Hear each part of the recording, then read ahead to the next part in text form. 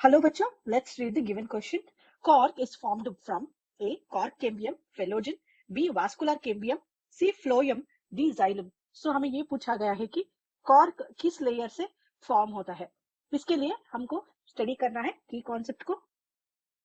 यहाँ की कॉन्सेप्ट है secondary growth of dicot stem. So dicot stem primary level का ग्रोथ में कैसा रहता है, हम डायग्राम को देखेंगे.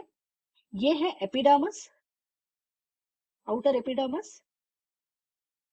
आउटर एपिडर्मिस के बाद आता है कॉर्क केम्बियम, यानी ये लेयर होता है cork cambium. It is called also called as phellogen. उसके बाद आता है वास्कुलर बंडल. ये वास्कुलर बंडल यानी ये है vascular cambium. So vascular cambium is surrounded by the vascular bundle. So ऊपर रहता है फ्लोएम और नीचे रहता है जाइलम. सो ये है फ्लोएम,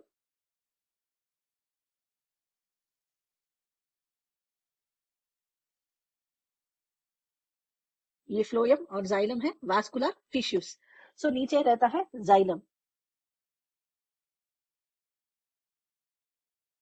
सो ये है during the primary growth of the stem, यानी डाइकॉट स्टेम में प्राइमरी ग्रोथ ऐसा रहता है. ये है एपिडर्मिस, कॉर्क केम्बियम, फ्लोएम,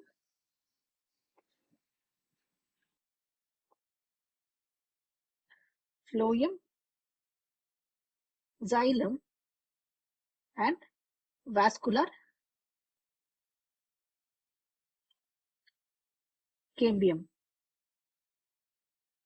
सो जब सेकेंडरी ग्रोथ होता है तब क्या होता है, जो कॉर्क केम्बियम रहता है, दिस पार्ट जो कॉर्क केम्बियम रहता है वो प्रोड्यूस करता है दो लेयर को.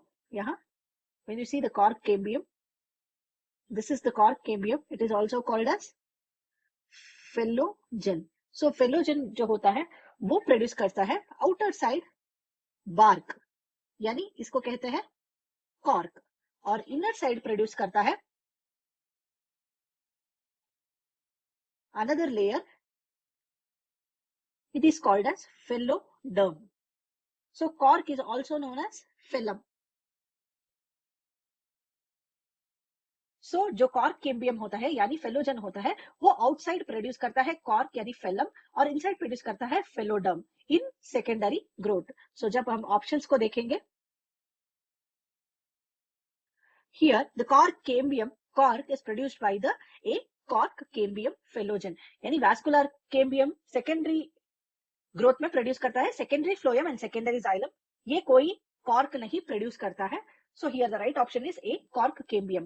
Hope you understood well. Best of luck.